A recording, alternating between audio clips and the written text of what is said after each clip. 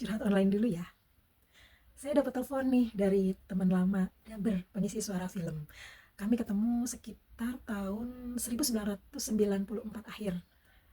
Jadi pada saat itu profesi Daber lagi seru-serunya, penghasilan kami juga cukup lumayan. Kalau saat itu UMR sekitar 600.000, di bawah 1 juta lah kalau nggak salah ya. Sementara kami dalam 1 bulan bisa mendapatkan sekitar 3 juta. Lumayan kan? Nah, jadi kita nostalgia lah ngobrol-ngobrol tentang masa-masa saat dubbing film gitu ya. Kita janjian pengen ketemu dan lain sebagainya, setting waktu. Tiba-tiba Moza, kucing saya datang. Mereka tanya, oh lu juga piara kucing ya? Saya bilang, enggak miara sih, lebih tepatnya yang ngurusin aja gitu. Lu ada berapa kucing? Saya bilang, sekitar 40 mungkin. Wah gila banyak banget lu ngurusin kucing lo. Kenapa lu gak ngurusin anak yatim aja? Nah, pertanyaan ini bukan yang pertama saya terima. Akhirnya saya cerita, gini ya, kalau kita mengurusi anak yatim, artinya mengurusi di rumah, itu gak semudah itu. Ada banyak persyaratannya. Gue ini kan single. Gue travel consultant yang punya penghasilan gak tetap. Dapat duitnya kalau ada job. Selain itu gue single. Gak bisa, susah kalau mau ngambil anak yatim. Kalau gue mau ngambil dari jalanan atau ketemu begitu aja, ntar disangka gue penculik. Gitu. Nah, atau trafficking, human trafficking lebih ngeri lagi kan. Akhirnya saya ceritalah pengalaman. Nah, saat itu juga masih di kisaran waktu saya sebagai double film ya. Saya merasa bahwa saat itu saya cukup kaya raya dengan penghasilan seperti itu.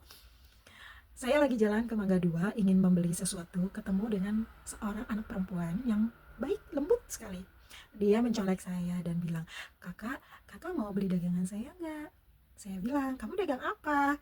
Kemudian dia bilang, saya nanti kasih lihat, tapi nggak di sini, takut nanti diomelin sama bapak security. Oke, akhirnya saya ikutin dia ke pojokan di dekat toilet. Jajanannya dia itu seperti cemilan, keripik-keripik gitu ya, satu bungkusnya 2.000. Akhirnya saya tanya, kamu udah makan belum? Dia bilang belum kak, makan dulu yuk, temenin, nanti setelah itu kakak beli. Oke, akhirnya dia ikut gitu ya, ikut makan. Pada saat makan itulah dia cerita-cerita bahwa dia yatim piatu, dia menumpang tinggal sama tante dan omnya yang punya anak perempuan juga lebih muda 1 tahun dari dia. Kita sebut saja namanya Aurora, yang ini karena saya suka nama Aurora, dan sepupunya itu kita sebut saja Liv ya. Ngobrol-ngobrol saya bilang, Aurora nanti pulangnya kakak antar ya. Dia bilang, tapi saya belum jualan kak, saya nanti diomelin tante saya kalau saya nggak jualan gitu. Saya bilang, iya nanti semuanya saya beli.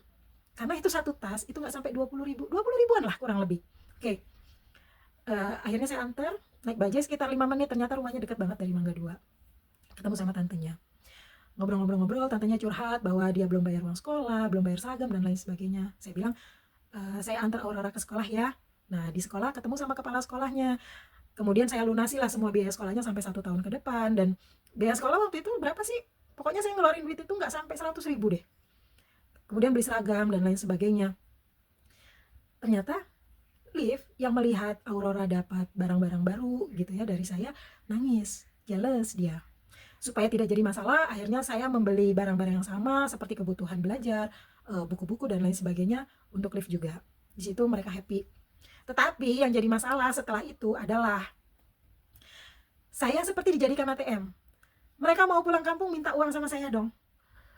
Mau belanja kebutuhan sehari-hari, telepon saya dong. Akhirnya saya bilang, oh nggak bisa begini. Kalau urusannya si Aurora kan biaya sekolahnya sudah, kemudian biaya sehari-harinya kita bisa hitung berapa. Nggak bisa kalau seluruh urusan rumah tangga mereka juga minta ke saya. Mereka masih muda, mereka bisa bekerja. Apa namanya, mereka seharusnya bisa menghasilkan untuk anak mereka gitu loh. Akhirnya saya cari akal gimana ya supaya anak ini bisa tetap sekolah tanpa harus direcokin gitu loh sama keluarga tantenya ini gitu. Saat saya berpikir seperti itu, ketika pulang dari rumah Aurora, saya disamperin sama tetangganya, kak, kakak mau ini ya, ngangkat Aurora jadi anak asuh ya. Saya bilang, enggak sih, cuma mau ini aja, ikut urunan bayarin sekolah gitu. Karena saya rasanya juga belum tentu mampu kalau ngangkat dia jadi anak gitu.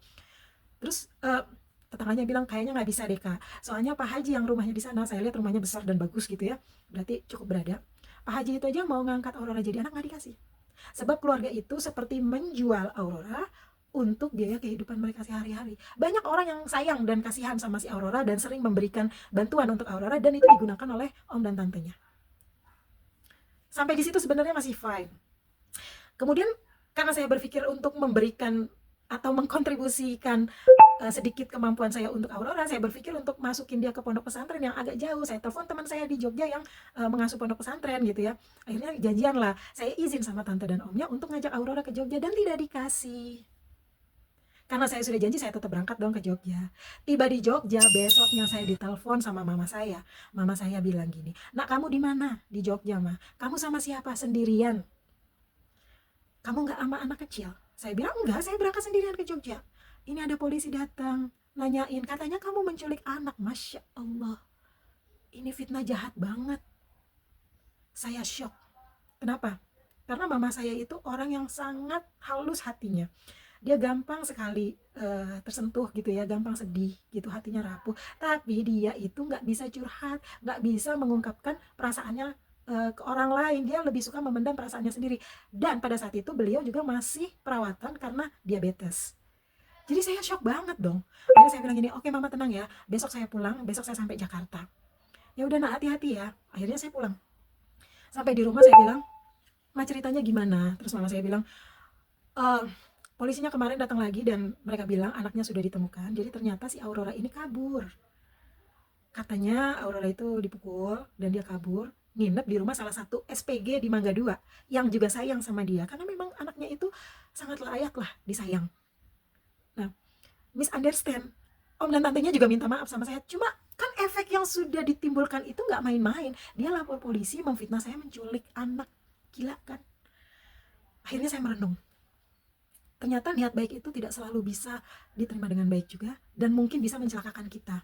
Setelah berpikir, saya minta maaf sama Aurora bahwa saya kemungkinan akan sampai di sini saja bertemu sama dia karena saya tidak mau mencelakakan mama saya dan juga reputasi saya sendiri gitu. Jadi saya benar-benar minta maaf. Beberapa hari saya masih mimpi tentang Aurora, mungkin dia sedih gitu ya. Saya hanya bisa berdoa sama Tuhan, semoga Tuhan bisa mencarikan penolong Aurora yang lebih tangguh dari saya, lebih mampu, lebih kapabel. Saya nggak tahu sekarang mungkin Aurora sudah hidup bersama suaminya atau punya keluarga yang baik. Semoga saja seperti itu. Kalau ingat dia tuh masih sakit gitu. Cuma ada sedikit trauma juga. Jadi itulah kenapa saya lebih memilih Kitten Yatim di Jalan untuk saya urus. Karena tidak seberisik kasus tadi. Selain itu, di luar sana sudah banyak lembaga yang mengelola dana untuk anak yatim. Masalah dana itu sampai atau tidak, it's not my business. Jadi, itu urusan mereka sama diri mereka sendiri, itu urusan mereka sama Tuhan mereka. Buat saya hanya ingin melakukan apa yang saya bisa, berbagi dengan apa yang saya bisa. Kalau Tuhan masih memampukan dan membuat hati saya tersentuh ketika melihat Kitten di jalan, itu artinya seperti buat saya itu seperti Tuhan bilang, "Coba lo urusin dia, gue titip dia untuk lo," gitu. Jadi semacam apa ya, rezeki kita itu kan nggak semua milik kita, itu ada hak makhluk lain. Salah satunya ya makhluk lemah seperti kucing-kucing di jalan tanpa indukan. Mereka juga yatim walaupun hewan gitu. Jadi saya nggak tahu apakah ini amalan baik atau tidak. Saya nggak mikirin itu, bodo amat. Karena saya hanya melakukan apa yang saya rasa harus lakukan. Saya pernah mengeraskan hati, lihat kita nangis, kemudian setelah saya kasih makan, saya tinggal. Saya balik lagi dong. Saya cari-cari, nggak ketemu, saya nangis. Besoknya saya datang lagi, akhirnya hari ketiga saya ketemu, saya bawa pulang. Jadi saya itu hidupnya nggak tenang kalau dengar suara kita, terus saya nggak bisa ambil mereka. Jadi itu kan susah untuk dijabarkan gitu ya. So, mungkin ini bisa membantu menjelaskan kenapa saya merescue mereka, dan walaupun kehidupan kami tidak selalu baik-baik saja, kadang kami juga kekurangan, tapi alhamdulillah sampai detik ini kami masih bisa berjalan. Artinya, ya kalau makan seadanya, dry food mereka masih ada. Kadang-kadang juga ada bantuan dari, nggak tahu dari mana, tiba-tiba ada kiriman 60 kaleng wet food dari sponsor sepertinya gitu ya. Kemudian pernah juga dapat berapa karung dry food. Sebab saya ada apa namanya, ada IG juga gitu, saya posting, tapi saya nggak pernah bilang bahwa saya itu punya shelter atau apa, enggak. Saya hanya posting aja gitu. Kalau rezeki mereka dari situ ya kenapa enggak gitu loh. So semoga penjelasan ini bisa memberikan insight gitu.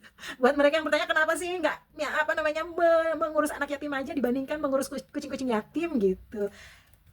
Semoga mereka yang mengurus anak yatim di sana juga mendapatkan keberkahan yang berlimpah dari Allah, mendapatkan pahala yang besar.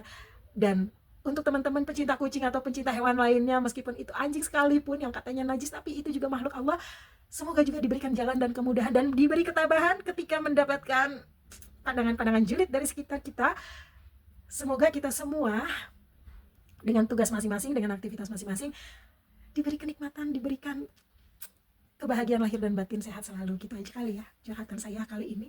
Saya Risa, mantan gembel internasional yang katanya inang-inang internasional, sekali-sekali juga ngurusin Kesultanan Meongers, padahal sebenarnya saya adalah travel consultant. Oke, terima kasih udah dengerin curhat saya. Bye.